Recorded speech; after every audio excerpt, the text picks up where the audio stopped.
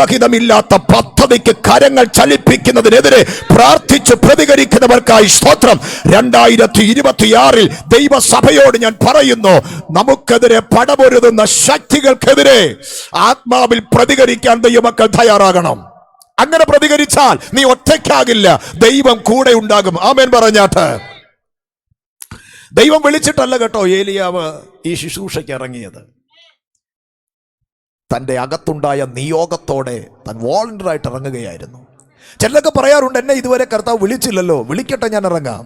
മിക്കവാറും വിളിക്കാൻ സാധ്യതയില്ല. ഒരിക്കൽ യെശയ്യാവിന് കർത്താവ് ഒരു ഓപ്പൺ ഇൻവിറ്റേഷനാണ് കൊടുത്തത്.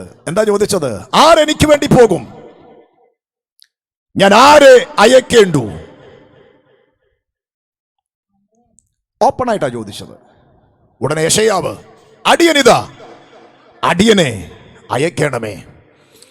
2 രാജാക്കന്മാർ 9-ാം അധ്യായത്തിൽ നിങ്ങൾ എടുക്കണ്ട, പ്രവാചക ശിഷ്യൻ വന്ന് പടയാളോട് ചോദിക്കുന്നു, നായക, എനിക്ക് നിന്നോട് ദൈവത്തിന്റെ ഒരു അരുളപ്പാട് അറിയിക്കാനുണ്ട്. ഉടനെ യേഹു അതിനകത്തിരുന്ന് ചോദ്യമുണ്ട്. ഞങ്ങളെല്ലാം പട്ടാളക്കാരായിട്ടിരിക്കുമ്പോൾ നായക എന്ന് പറഞ്ഞ ഞങ്ങളിൽ ആരോടാണ്? നിന്നോടാണ്. എത്ര പേർക്ക് മനസ്സിലാകുന്നുണ്ട്? പേര് വിളിച്ച് പറഞ്ഞില്ലെങ്കിലും ദൈവദൂതിനനുസരിച്ച് പ്രതികരിച്ച് ദൈവസന്നിധിയിൽ ഏൽപ്പിച്ചു കൊടുക്കാൻ തയ്യാറുള്ള ദൈവ പൈതലെ ഈ കാലഘട്ടങ്ങളിൽ ദൈവം നമ്മളെ ഉപയോഗിക്കുമെന്ന് ദൈവത്തിന്റെ പരിശുദ്ധാത്മാവിൽ ദൂത് പറയുകയാണ്.